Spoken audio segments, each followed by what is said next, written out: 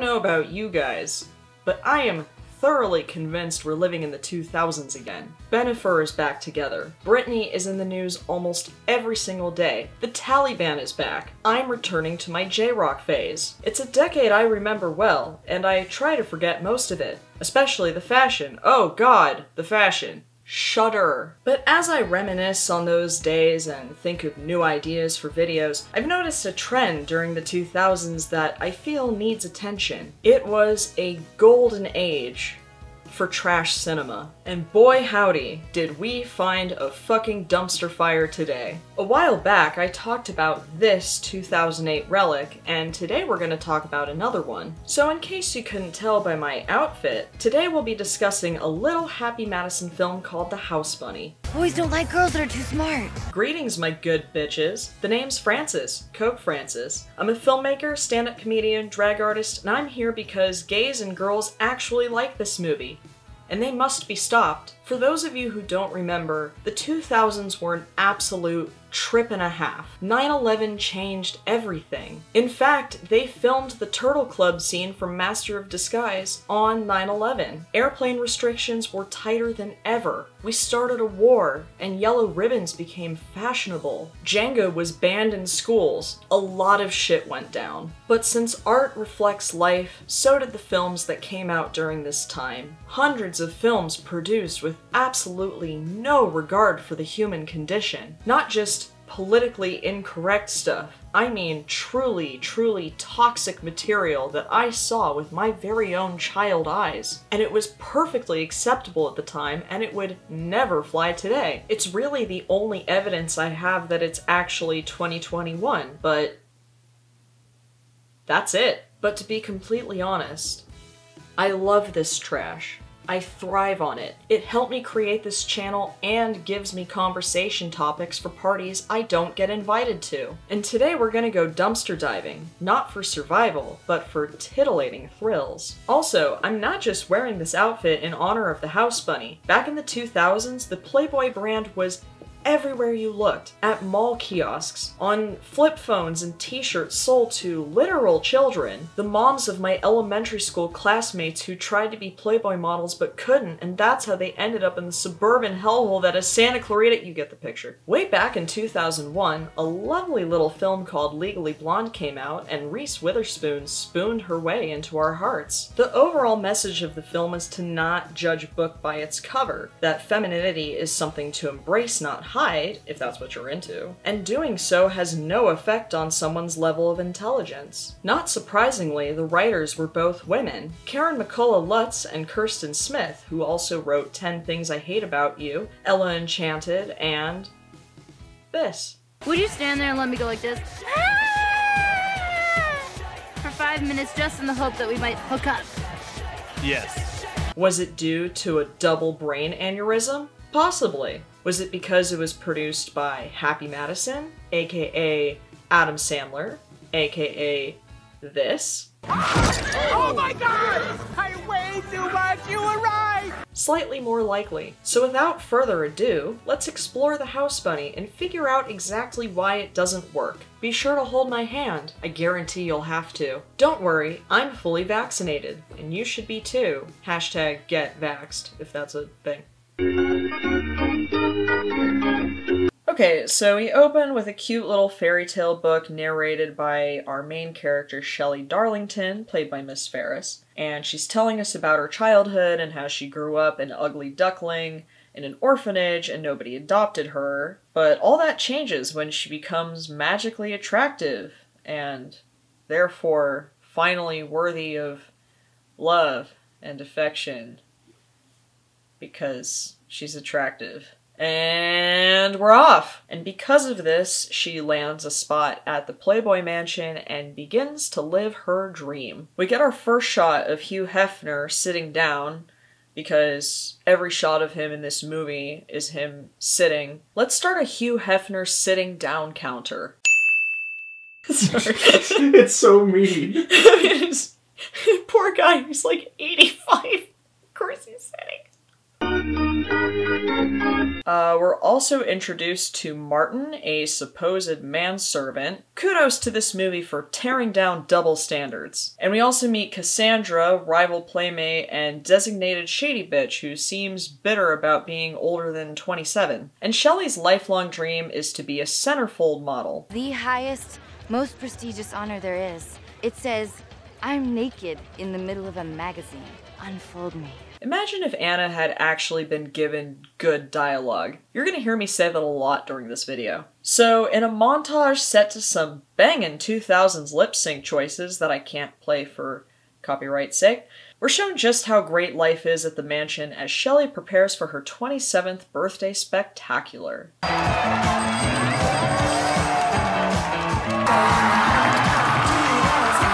So you're saying all I'd have to do here is bang the oldest surviving Hefner and be an 8 with makeup?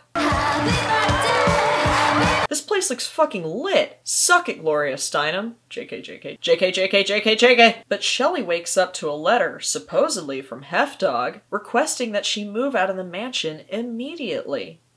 Maybe it's because of your age. But I'm 27. Yeah, but that's 59 in bunny years. So, this is the first of several forks in the road that this film could have taken, considering that this joke is actually a major plot point. This could be a commentary on ageism and the superficiality that breeds in places like this. Maybe even commentary on Playboy culture itself. We'll wait and see. Manservant Marvin unceremoniously tosses Shelley's belongings into the old hatchback that she initially arrived at the mansion in, and with that, she is once again on her own, supposedly due to her appearance or age or whatever the fuck. So she's now living in her car, and she's approached by a cop who tells her to blow on a breathalyzer, and she interprets it as the first PG-13 joke in the film. I'm gonna need you to blow on this. Really? I guess. Then she gets arrested and is teased by probably the most likable people in the film. You know, you should really go for a more natural look. All that heavy makeup just hides your beauty. I'm a dude. Oh, 2008, you never let us down. So our bunny out of water somehow sees all three of these girls in her tiny compact mirror and walking the opposite direction, who she then decides to follow and finds herself on the Greek row of a college campus. God damn it. Anna Faris is so fucking beautiful. If that makes me feed into the whole female objectification thing that I rant about later, I'm sorry, I'm getting this out of the way now. Moving on. So she confuses this sorority house with a type of Playboy mansion, to which this mini Karen is visibly disgusted. And you do look like an older, sluttier version of the type of girl we would want. But I'm sorry, you're not a student. Okay, another potential fork in the road. It's literally no surprise that Shelley is getting slut-shamed everywhere she goes, which sucks, but this could either lead to something that empowers Shelley and proves this other girl wrong, or it just becomes women tearing down other women. Unfortunately, there's only one way to find out. But I really think it's so nice. Okay, I know I just said to not tear women down, but girl, that skirt. You're this much of a rich cunt and you can't afford a decent iron? So Shelley instead goes to the house mothers of the sorority, who also look down upon her, even though this mega Karen here looks and acts like the villain in a MILF porno. I'm sorry. This is a sorority, not a brothel. A brothel? Oh, I'm not looking to make soup. So far this movie sucks, but Shelley is at least, like, somewhat likable, especially compared to this coven of big boss Karens. So one of them recommends that Shelley try the Zeta House, a rundown facility where we're introduced to our first hot geek girl, Natalie, played by none other than the lovely Emma Stone, and she's arguing about the house getting shut down with this guy. This fucking guy. Who is he? I've seen him in literally everything for like 2 decades and I still don't know his name. You know what? I don't want to know. I like the mystery. It's okay, it falls off like every time we open the door. Well, at least you still have TNA. Anyway, Shelley offers to be the Zeta's house mother, even though Natalie warns them that they're gonna get shut down due to a lack of pledges. Why does everyone else get all the pledges? Well, they have great parties, and boys actually like them. Another fork in the road. Let's see what really matters in this movie. Just a couple of small pictorials. Girls of the Midwest, girls of GEDs, girls of Charlie Sheen. 2008. We also get to see a gothed up Kat Dennings who plays Mona and is weirdly rocking a lot of piercings. Like, damn. I'm sure this will become part of the plot later. We also meet tough farm gal Carrie Mae, the short girl Tanya, the very pregnant Harmony. Wait. They know nothing about boys, but this chick is like hella pregnant. Was it divine intervention? Anyway, we also meet Joanne, who's stuck in a body brace, and there's this quiet British chick named Lily, who we actually meet later, but I just want to get all the introductions out of the way because I feel like it. So thanks to Shelley, some boorish meathead college dudes show up on their lawn, and because of this, Natalie decides to bring in Shelley as their new house mother. Zeta will be my new favorite, Hizzity Hang.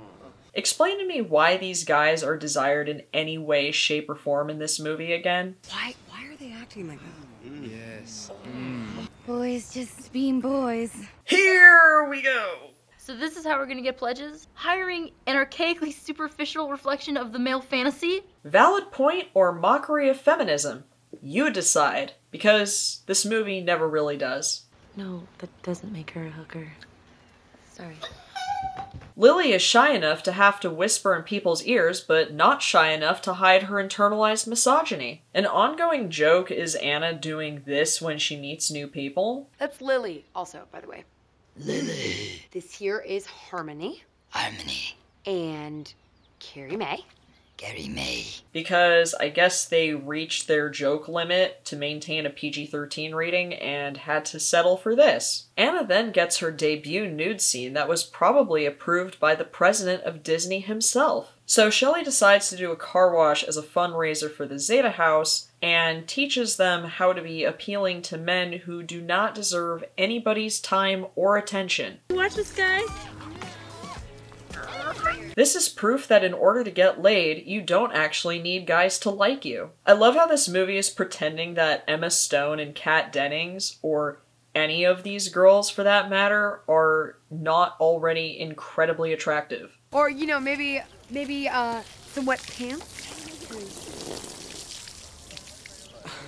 How is this a turnoff? Did they consult guest writer Ben Shapiro? So in the midst of everything, Shelley meets a nice young man named Oliver, played by the less shitty Hanks kid, who has the charm and charisma of a lukewarm bowl of soup. He manages a nursing home, and this is about as far as they go with his character development, so as to establish that boring nice guy trope immediately, so as to not interfere with the runtime portion dedicated to shitting on women's interests in things. I manage a nursing home.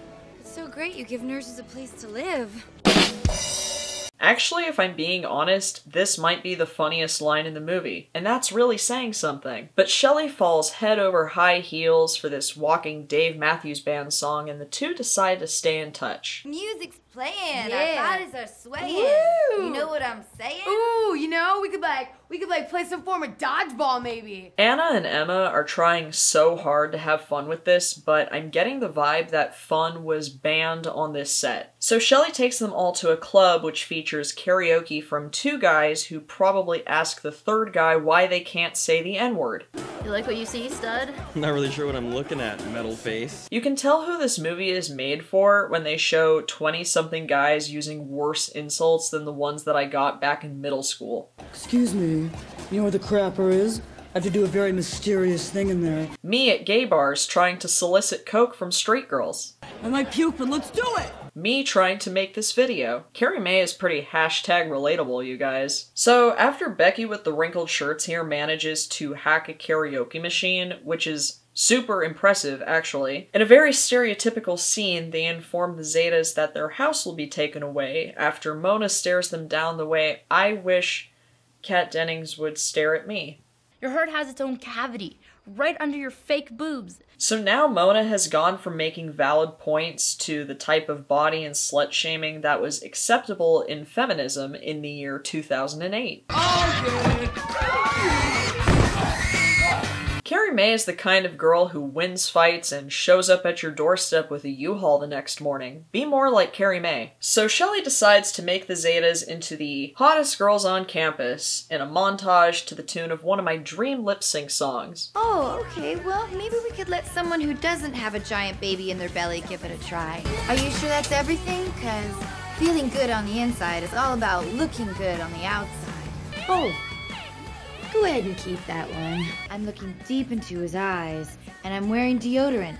Carrie Mae. Remember when I mentioned the forks in the road this movie could take? Because this is definitely going in whatever direction Adam Sandler's dick was pointing at any given moment. Apparently they can also afford hundreds and hundreds of dollars worth of Sephora products, even though Shelley was homeless until super recently, and these girls all go to what I'm assuming is a private university. Anyway, Shelley's tips work, and the Zetas are now the hottest girls on campus. And don't get me wrong, I love a good makeover scene. I love a good montage. But when you consider the intent and the context, yikes on bikes. Oh look, even the slut-shaming girl came around eventually. Because apparently if you have a vagina, you can either be a stereotypical angry feminist or a brain-dead idiot. Especially the latter if you're trying to get some dick. I didn't actually get hot until I was 21, and I got laid before that with no effort. The guys at this college are literally just overgrown middle schoolers who think the G-spot is a type of race car. I think you're a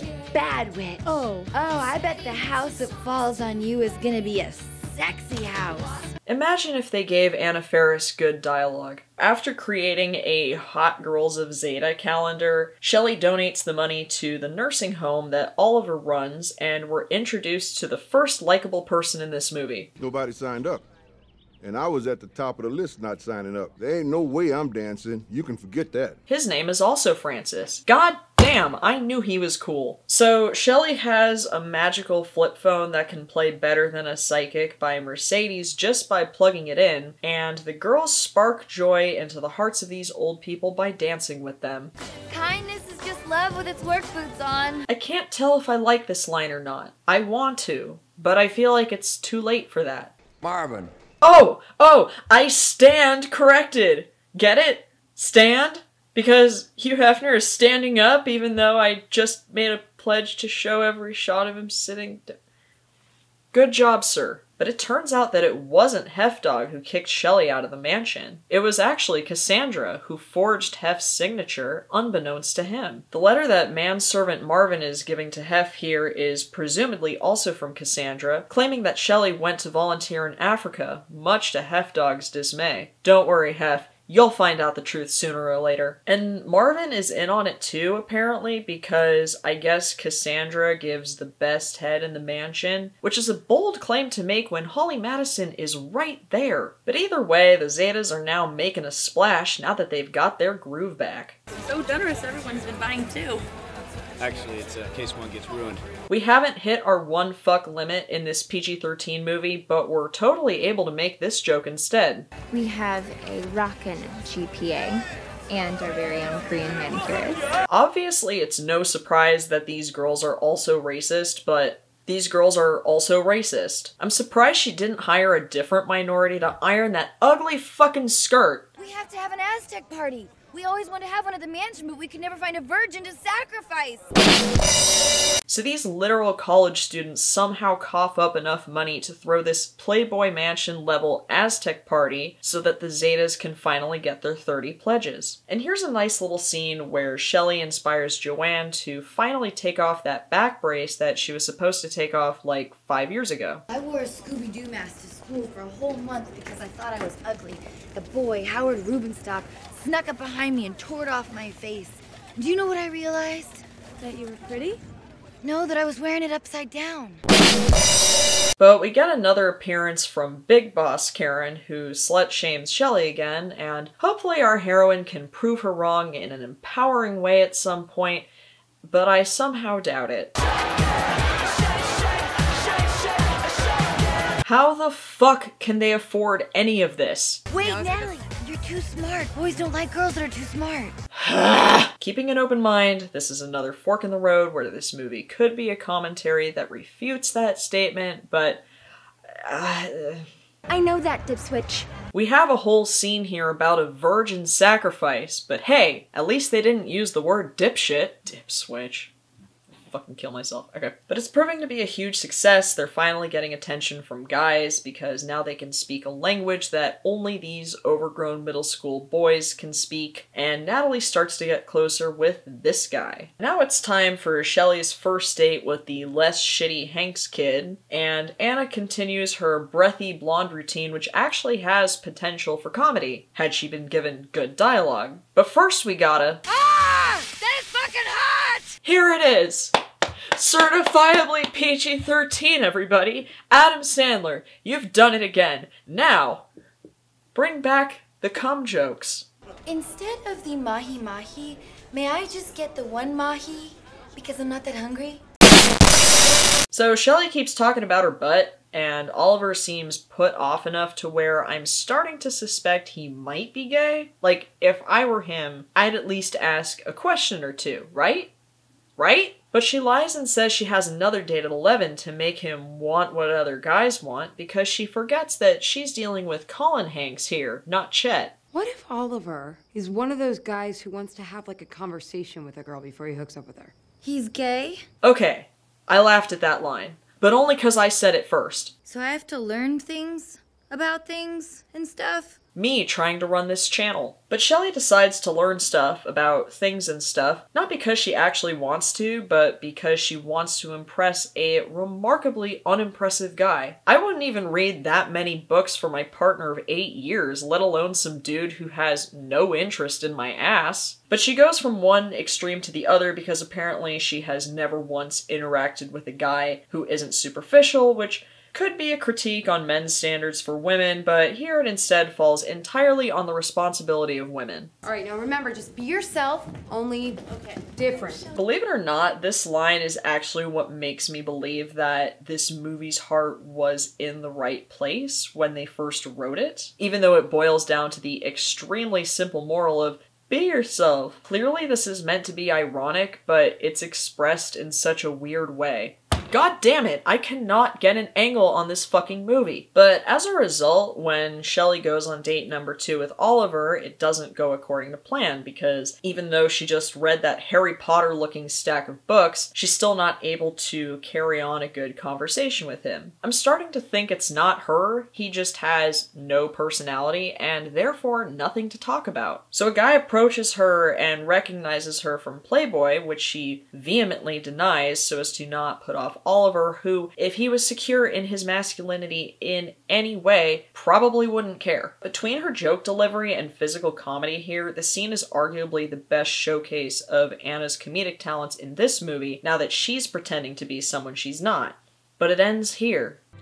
Oh, I was right! The reason Hefdog is sitting this time is because he's so depressed about Shelley leaving that he's eaten the mansion's entire supply of ice cream. Manservant Marvin feels so guilty about screwing Shelley over that he finally stands up to Cassandra, proudly showing his newly protected nips and tells Hef the truth. Meanwhile, the Zetas are looking at potential pledges fairly superficially. Booyah, snap! Carrie Mae is me trying to be femme. So Shelley receives a phone call from Hefdog asking her to move back to the mansion and tells her she's gonna be Miss November, which is her lifelong dream. But just as Shelley decides to throw that all away for her Zeta sisters, we hear Lily for the first time as she claims that Shelley's teachings have made them shallow and vapid, just like the sorority with Big Boss Karen and that girl with the ugly fucking skirt. But the girls then blame Shelley, even though they're all individuals who made their own decisions to be shallow and vapid, and Shelley returns to the mansion after all. She also handwrites Oliver a letter, old-fashioned, I like that, telling him that she's joining the Peace Corps, and she lets Cassandra know what's what. So, we'll be half Shelley and half who we really are. Apparently the Zetas are still fully grown adults who can't make their own decisions about individuality, but they still need 30 pledges, so hopefully this artificial happy medium will fix that. What'd you do to your hair? I could change it back. Oh, why? You look great. You looked great before with the hair, but I mean, this feels more you. They did it, everyone. Finally. They're as mediocre as the men they're trying to fuck. Great job, ladies. But Colby asks Natalie to be his girlfriend, and now that she's once again confident in showing any type of knowledge whatsoever, one bad science joke later, and it's kisses galore. I was just thinking Shelley. She thanks Shelley because it's almost as if it's not Shelley's fault she decided to be so cunty earlier. Lily goes to mail their new 30 pledges, but gets distracted by a strapping young man who looks like another leader of the Hitler Youth. Art imitates life. History repeats itself. The world keeps on a-turnin'. In the meantime, ugh! My god, this outfit, I cannot. This had to have been on purpose to show how horrible the character is. Must have been fun to play though. I always wanted to be the overly cartoonish villain in Darman videos who instantly regrets whatever I did at the beginning. Anyway, Minnie Karen throws the Zeta pledges away and mails out different ones, unbeknownst to Lily. And somehow Phi Iota Mu got a hold of all the names of the Zeta pledges? How? Or were there just enough people who wanted to pledge to the cunty sorority with the single Korean manicurist? They still never even make it clear why they want to get rid of Zeta in the first place, but I'm getting big ethnic cleansing energy from these girls. Meanwhile, Shelley is getting ready for her Miss November photo shoot with Nick Swartzen, who is either super stoked to be in this movie or overcompensating for having to make a cameo in it. Like when you're listening to awful music and the only way to deal with it is to jam with it. But Shelley isn't as happy as she thought she would be, and she leaves the set only to find Natalie and the other Zetas who got here because manservant Marvin called them because he got their number somehow. Okay. But they all kiss and make up and inform Shelley that their house is about to be taken away, so she comes to the rescue of her new sisters. Big Boss Karen and the doctor from An American Carol are all set to make this official until they're interrupted by a movie climax speech from Shelley, who gets to drop some buzzwords that she learned from that big fucking stack of books. Is anyone buying this? The writers at the first test screening of this film. So Shelley's speech ultimately boils down to, one day, when your looks are gone, if everything you have is based on looks, well then you've got nothing. You need your friends and your family by your side. At the Zeta House, our new motto is be who you are. You know, shit that every adult knows except for these overgrown middle schoolers with no sense of identity. But yes, the speech actually works and manages to get 30 pledges for Zeta, thereby keeping the house and putting 30 new wrinkles in Minnie Karen's ugly fucking skirt. Even her sidekick dumps her for Zeta. I'm still not exactly sure why the Karens were so adamant about getting rid of the Zetas in the first place. Like, they have nothing to lose. They're just assholes.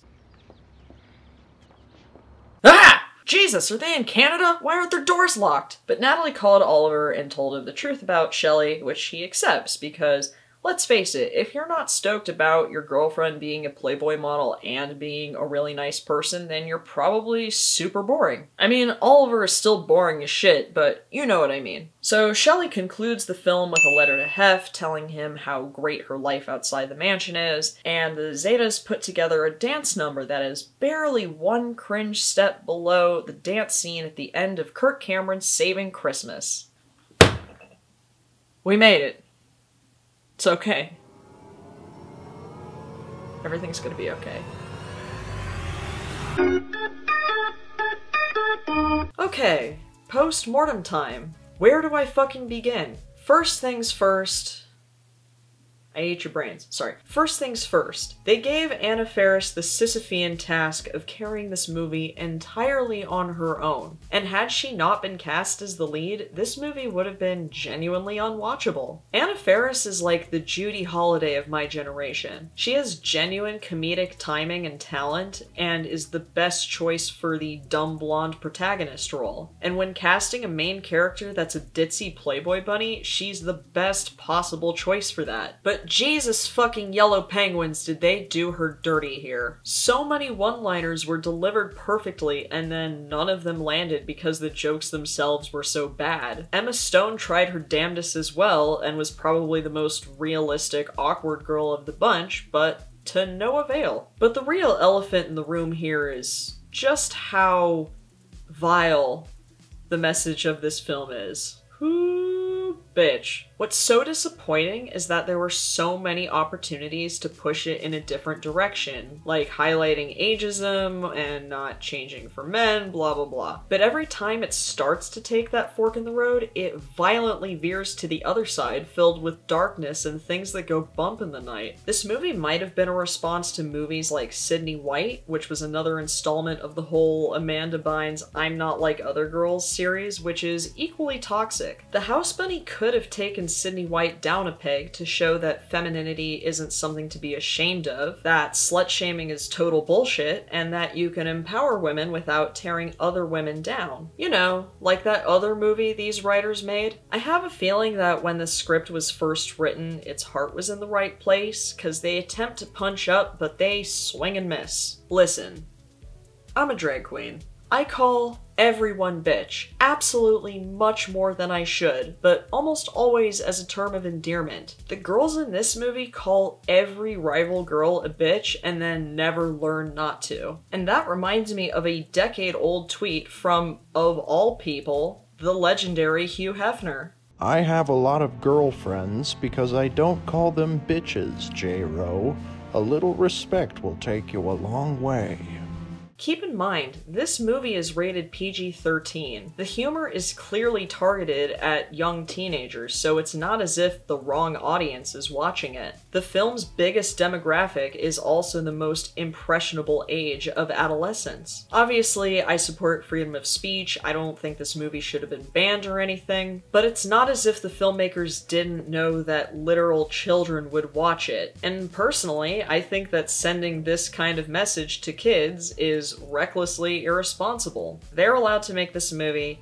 I'm allowed to shit on it. Not only that, but the PG-13 rating hurts the film itself. You're making a movie that's a bastard child of Legally Blonde and Revenge of the Nerds. It's about a Playboy bunny and a sorority, and you have jokes about blowjobs and brothels galore, and yet you wrote it and shot it like a goddamn Disney Channel original movie. If you're gonna make a male-gazy movie, get weird with it. Show some nudity. Use the word fuck more than once. Something. The only funny lines in this movie are given to Anna Faris, and even though her delivery works, none of them land because they're restricted by MPAA guidelines, leading to limp jokes and sophomoric humor in the only language that Adam Sandler is fluent in. Clearly the screenwriters aren't new to the game, but neither is Happy Madison, which only knows how to do one thing. And the jokes are simple enough for 12-year-olds to understand, who were the target audience, and the demographic most likely to be affected by this movie. The saga continues and hilarity ensues. And as we saw earlier, even the characters act like middle schoolers. Social awkwardness or not, none of these grown adults have any sense of identity that people usually develop during their teen years. The guys all act like girls have cooties unless they look like models in a Carl's Jr. commercial. But again, Adam goddamn Sandler sunk his dick into this as if it was his own wedding cake. I don't know why this metaphor makes sense to me, but it just does. So, in conclusion, if the House Bunny had better character development and better jokes and less formulaic plot points and a less toxic message, I don't know, everything, maybe it could have worked. Maybe. If you want to cleanse your palate after this, I highly recommend a movie called Smiley Face, which also stars Anna Faris and came out about a year before this movie. It's the best female-led stoner comedy you've never seen, and Anna gives the performance of a lifetime as the most realistic stoner woman I've ever seen in my life. Maybe I'll do a video about it as like a 420 special. God, that's like forever from now. What if I'm dead by then? Let me know your thoughts on this movie. As much as I hated it, I would still watch it literally 1,000 times before I ever laid eyes on An American Carol ever again, which you can find my analysis of right below my left tit. My left, your right. Thank you for sitting through this 2008 train wreck with me, and as always, until next time,